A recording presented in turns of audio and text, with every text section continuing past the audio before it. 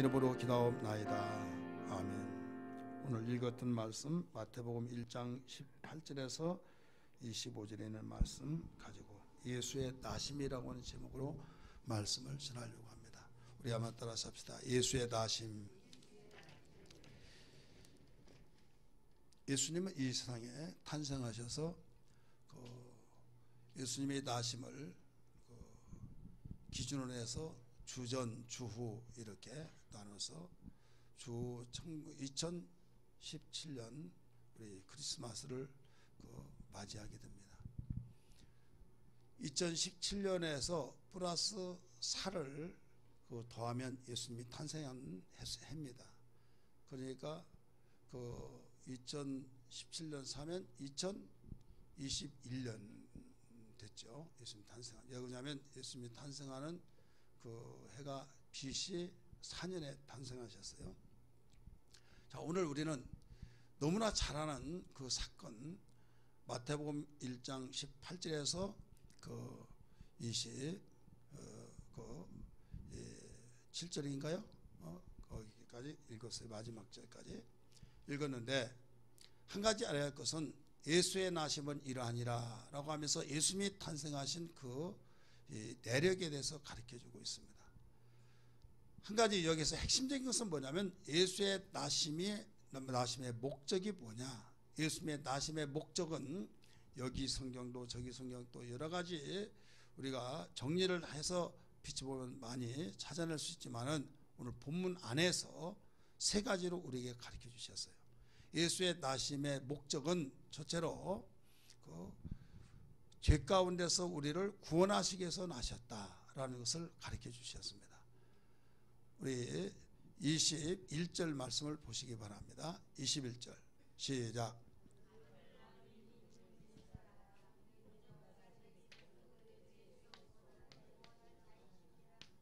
아멘. 예수님의 나심은 우리를 죄 가운데서 구원할 자라고 분명히 제시를 해 주셨어요. 그럼 구원 반대는 뭐예요? 구원 반대는 바로 절망과 사망이죠. 이미 불행 속에서 절망과 사망의 늪에서 허덕이고 있을 때 결국 죽을 수밖에 없는 그 상황, 거기에서 끄집어내셨다 이거죠. 건져내셨다 이거죠. 그래서 예수님을 날 때 이름을 죄 가운데 자기 백성을 구원할 자임이라 라고 해서 예수라 하라 라고 가르쳐 주셨어요. 예수. 그래서 예수란 말은 구원자라는 뜻이에요. 그래서 예수의 나심은 죄 가운데서 저주받고 심판받고 지옥 갈 자를 구원시키기 위해서 나셨다. 그러니까 예수님의 나신 목적이 분명하게 성경은 우리를 향해서 가르쳐주고 있습니다. 그렇다면 지금 예수님이 우리에게 구원해 주시기 위해서 나시는데 만약에 내가 구원받지 못한다면 예수님이 오신 목적에서 그 사람은 죄된 사람이에요. 그 사람은 주님과의 관계가 없는 사람이 되어버린 거예요. 황금덩어리를 여기다가 아무리 쏟아붓는다 할지라도 이건 누구나 와서 가져가도록 쏟아붓는다 라고 할 때 저 뒤에서 팔짱 딱 끼고 그냥 나는 안 가져가, 마음껏 가져가라, 내 것까지 가져가라 한다고 한다면 그 사람에게 관계가 없는 사람이에요. 그리고 나중에 황금덩어리를 가지고 가서 그걸로 유용하게 장사도 하고 사업도 하고 또 여러 가지 자기들이 하고 싶은 걸 다 했을 때 낙원을 이루는데 팔짱 끼고 구경하는 사람은 그는 거기에서 얼마나 불행하게 사는지. 그러면 그 사람에게는 특혜가 없었냐 이거죠. 그 사람 특혜가 분명히 있었지만은 교만 때문에 너는 팔짱 끼고 있어, 너는 다른 사람 다 가져간다 할지라도 가져가지 마라고 한 것이 아니라 누구나 와서 가져가라는 거예요. 그런데 자기의 마음에 내키지 않고 거부 반응이 일어나고 그렇기 때문에 결국 다른 사람 다 가져간 것을 본인은 안 가져간 거예요. 그래서 예수님이 하신 말씀이 죄에 대라함은 저희가 나를 믿지 아니하며 라고 가르쳐 주셨어요. 이 상에 주님이 오신 목적이 자기 백성을 구원하기 위해서 오셨다고 말씀했는데 자기 백성이니까 나는 관계없어 라고 하면서 거부해버렸을 때는 하나님이 힘이 없어서가 아니라 인격적인 존재로 우리를 만드셨기 때문에 겸손하지 아니함으로써 구원자이신 예수를 영접하지 아니함으로 구원을 받지 못한 겁니다.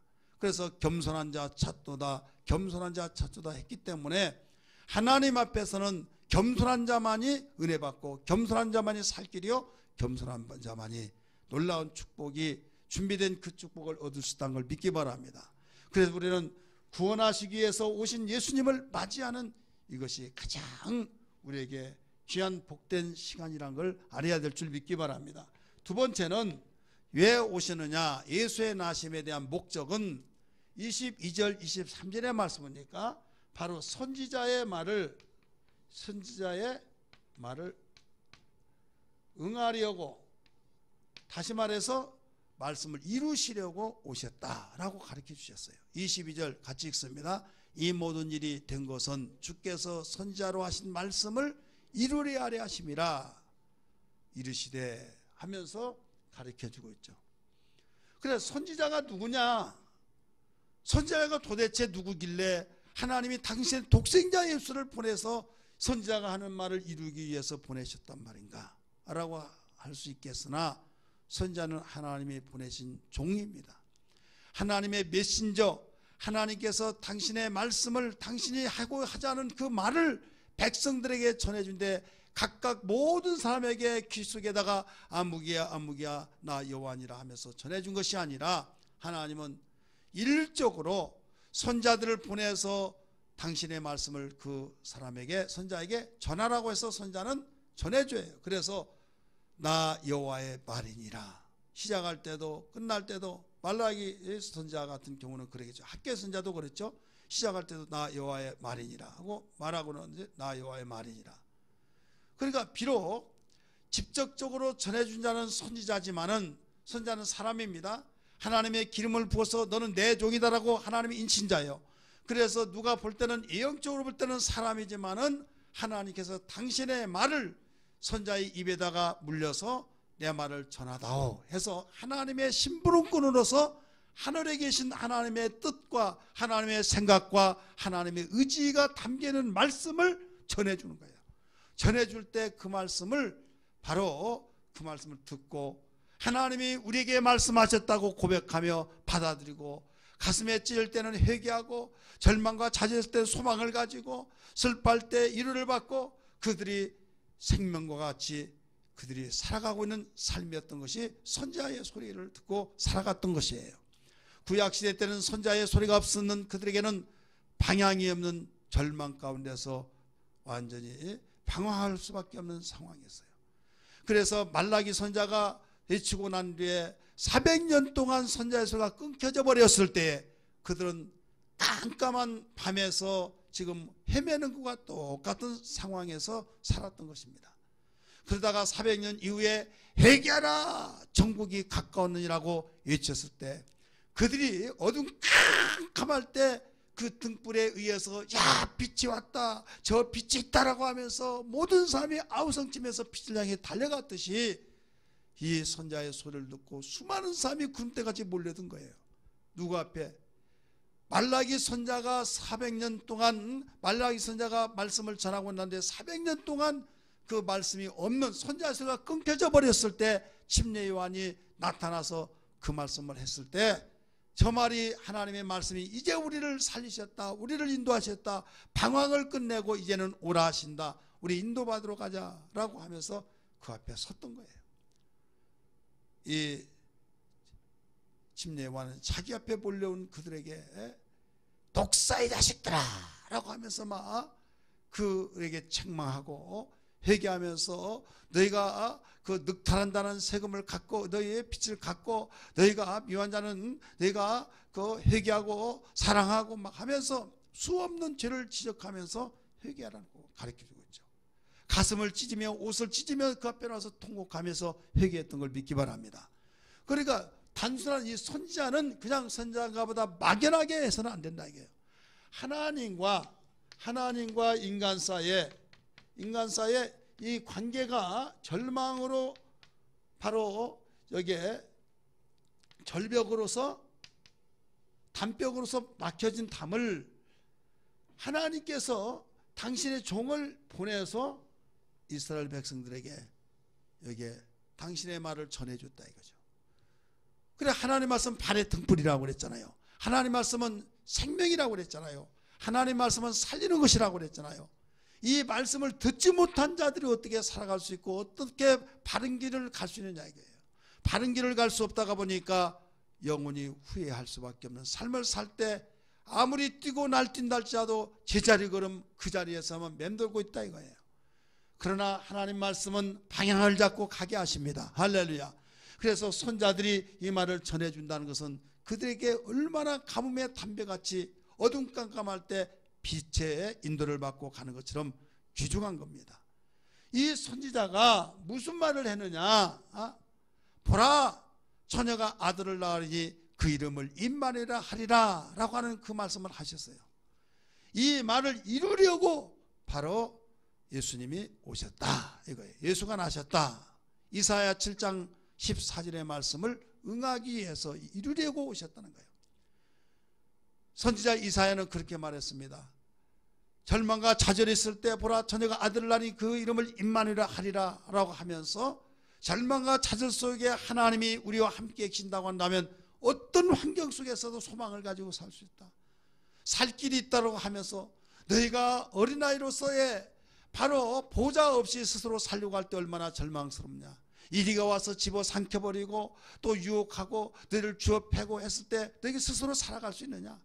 그러나 전능자의 하나님이 너희와 함께 하셨을 때 너희에게는 보호를 받고 인도를 받고 살 수 있으니 바로 그 하나님이 너희와 함께 하신데 어떻게 해서 함께 하시냐.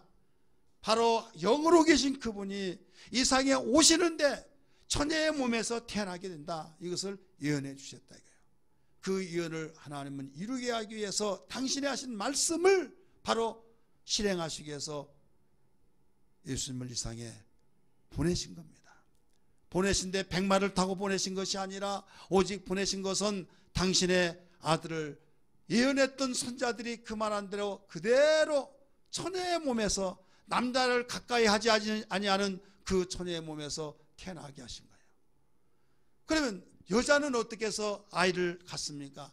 남자와 한 몸이 되어서 바로 태어나게 되는 것이 원리요 생물학적인 그런 법칙인데 그걸 떠나버려서 바로 태어나게 하신다는 거예요.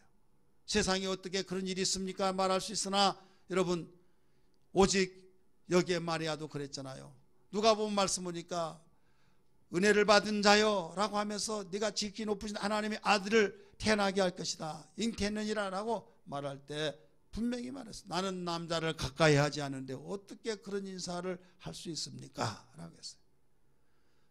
성령으로 잉태된 자라고 그랬어요. 성령으로 잉태할 수 있다는 거예요.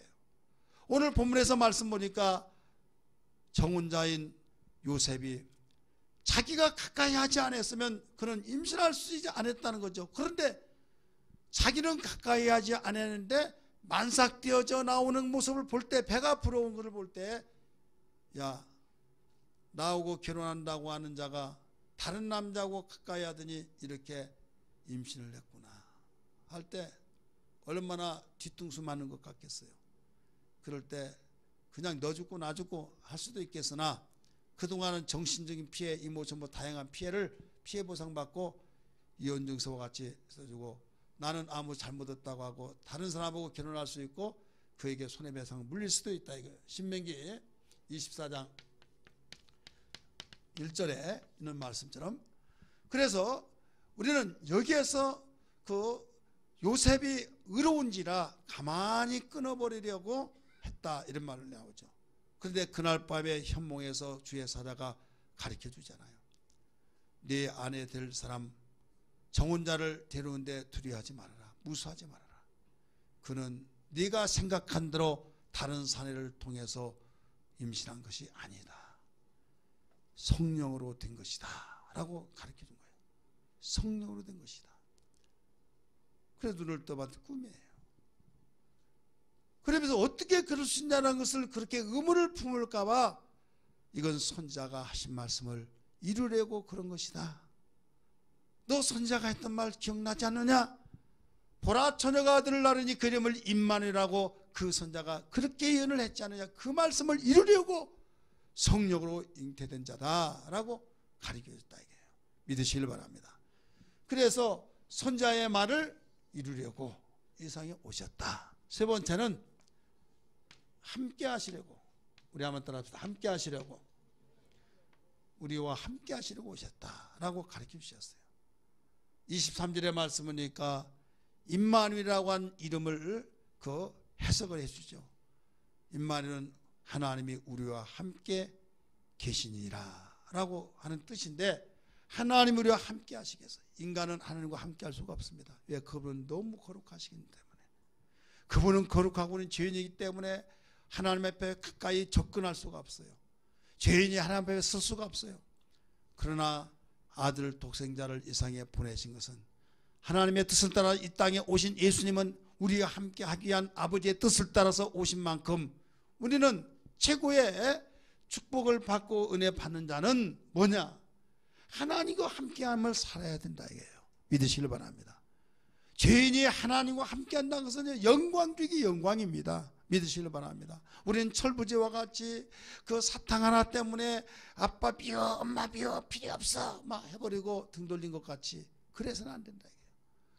저희를 먹여주고 입혀주고 학교 보내고 생명과 같은 그 부모를 알사탕 하나 때문에 미워 없어져 버려 막 하면서 하면 되겠냐 이거예요. 오늘날 그런 식으로 신앙생활하고 있어요. 하나님이 함께 하신다고 하는 그 놀라운 은혜, 할렐루야. 우리 주님이 함께 하셔서 내가 너를 돌본다, 내가 너를 함께해서 너를 이끌어주고 너를 밀어주고 내가 너를 보호하고 두려워하지 말라, 놀라지 말라, 내가 너와 함께함이라고 하시면서 이 함께라는 단어가 얼마나 귀한지 믿으시길 바랍니다. 어떤 사람 전도하는데 이런 말을 해요. 나는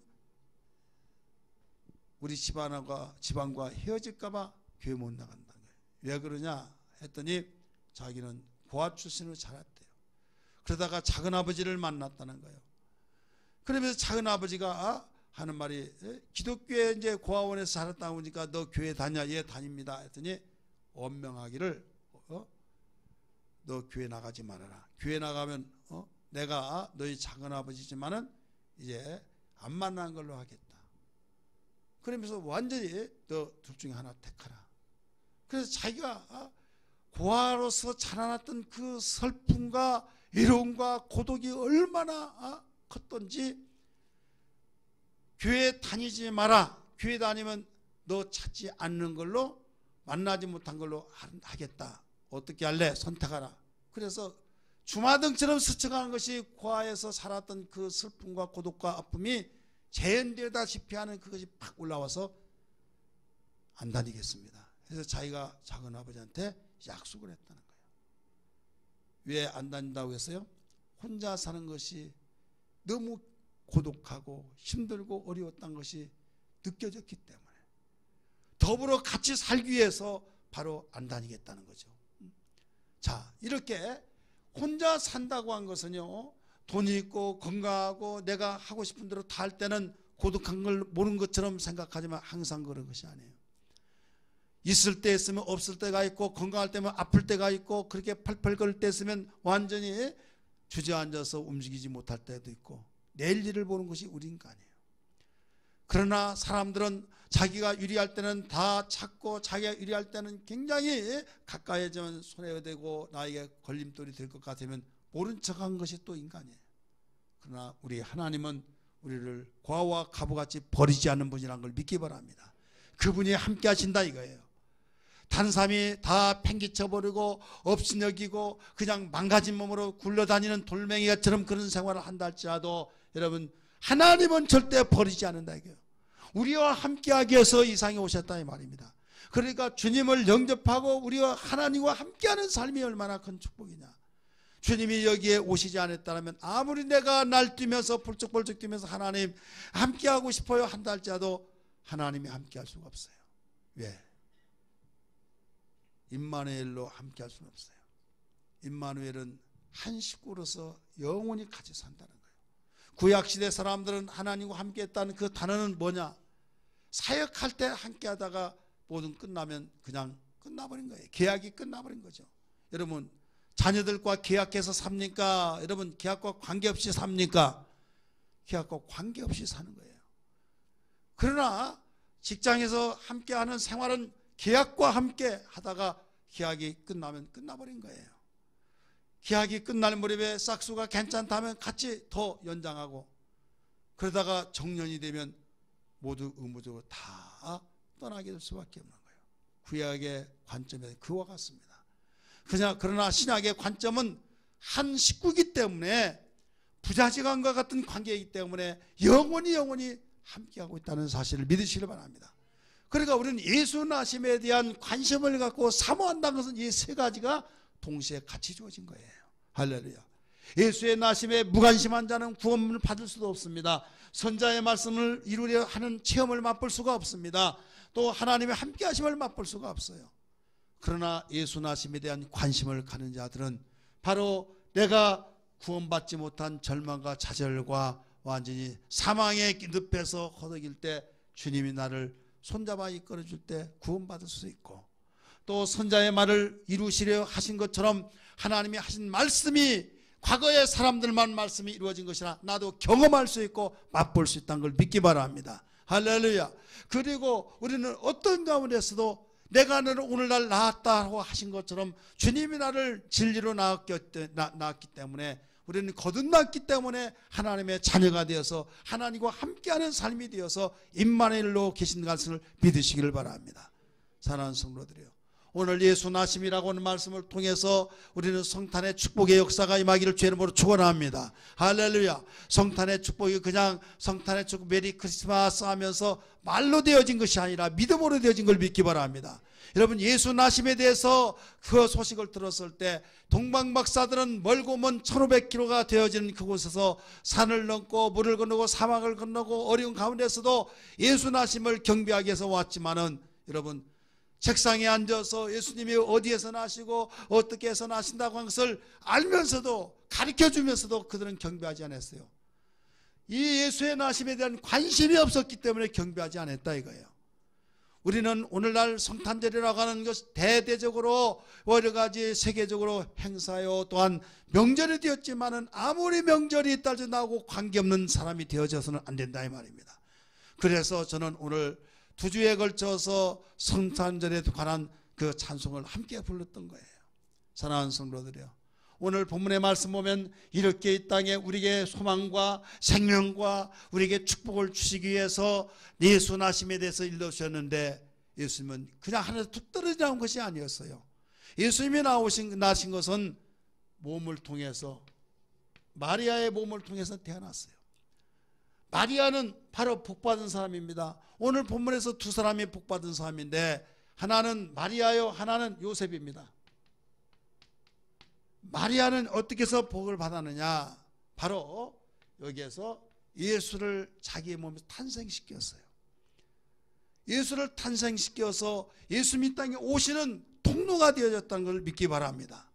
그리고 이 자기 정혼자가 배가 불러서 슬금니 끊어버리려고 했지만은 꿈속에서 현몽했던 그 사건을 믿음으로 받아들여서 바로 의인이라고 하는 칭호를 받았어요. 할렐루야. 그러면서 예수 나심의 협력자가 됐던 걸 믿기 바랍니다. 발설하지 않았습니다. 그래서 의로운지라 라고 가르쳐줬어요. 여기에 그러면 이 두 사람이 하나님이 사용했는데 어떻게 해서 사용되어졌느냐? 이 당시에 수많은 여자들이, 처녀들이 많이 있었지만 왜 하필이면 마리아에게만 나타나셔서 이 동정녀 마리아 이에게 나타나서 예수 하나님의 아들을 탄생시키게 만들었느냐? 알으셔야만 됩니다. 바로 정결했기 때문에. 우리 아마 따라서 정결함, 정결함이에요. 정결한 것을 바로 지켰기 때문입니다. 오늘날 많은 시대가 악해져서 정결함을 지키는 사람은 미련한 자고, 지키지 아니한 그들은 대단히 똑똑한 걸로 착각하고 생각하는 사람이 많이 있어요. 정신 차려야만 됩니다.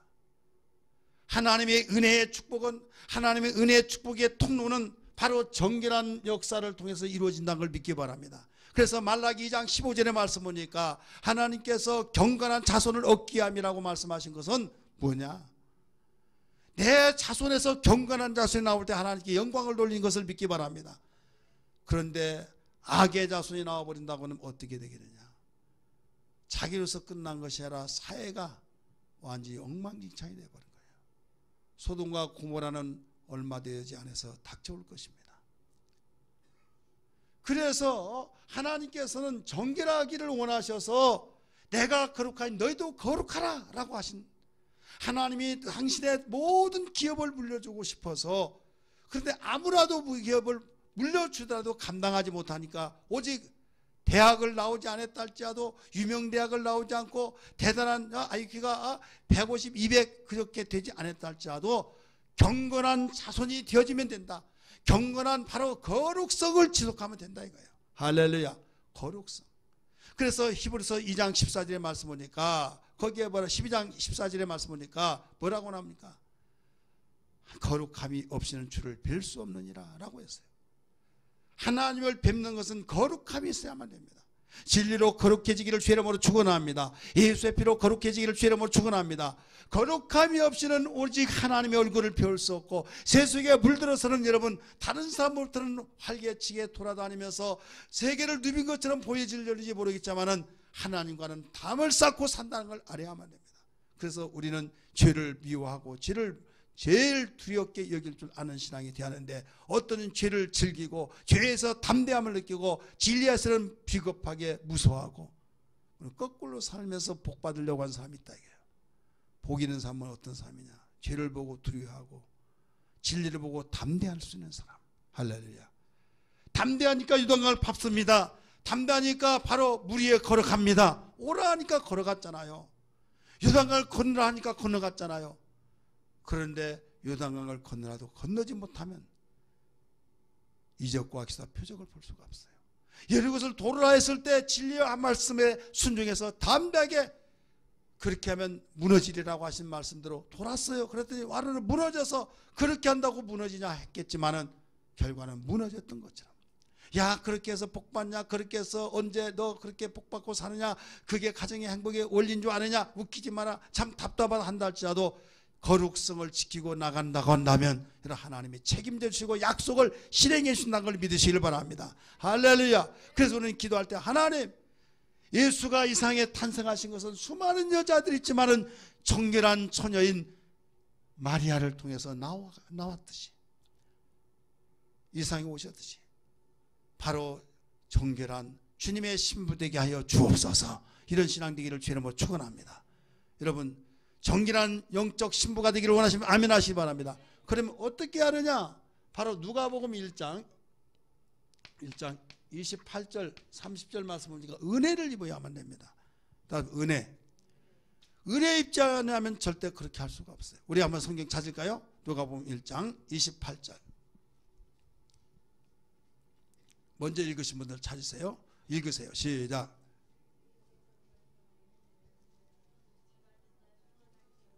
아멘. 은혜 받은 자여 뭐라고 써요? 평안할지어다. 은혜를 받은 자여 평안할지어다. 주께서 너와 함께 하시다. 30절 말씀 시작. 천사가 이르되 마리아야 무서워하지 말라. 네가 하나님께 은혜를 입었느니라.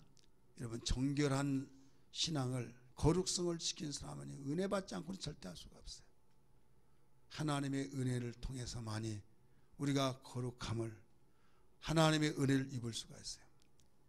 아무리 은혜 입었더라도 여러분 그 은혜가 더러워져 버리면 안 됩니다. 은혜는 계속 지속돼야 될 줄 믿습니다. 그렇기 때문에 히브리서 12장 마지막 절 전에 보면, 우리 성경 봅니다. 히브리서 12장 29절쯤 될 거예요. 히브리서 12장 28절 읽으세요.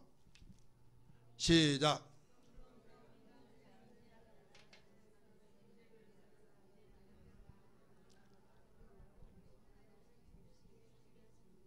아멘. 뭐라고 써요? 은혜를 받자 나오죠. 은혜를 받자. 은혜를 받지 못하면 어떻게 될까요? 은혜를 받을 수 없으면요, 경건할 수가 없어요. 거룩해질 수가 없어요. 은혜 가운데서 우리가 지속이 돼야만 거룩성을 지켜나갈 수 있습니다. 거룩하지 못하면 29절 뭐라고 그랬어요? 하나님은 소멸하는 하나님이시라고 그랬어요. 하나님은 소멸하는 불이시다. 하나님이 태워버린데 어떻게 쓸 수가 있겠습니까? 그래서 우리의 지혜가 있다고 한다면 하나님의 거룩함이 나에게 임재하게 해주셔서 이 거룩성을 지속하게 도와주옵소서. 이건 유혹이 많은 세상에서 하나님의 은혜가 충만해야만 되겠사오니 은혜 충만케 하여 주옵소서. 이런 신앙으로서 우리는 말세 신앙을 지켜나가야 될 줄 믿습니다. 할렐루야.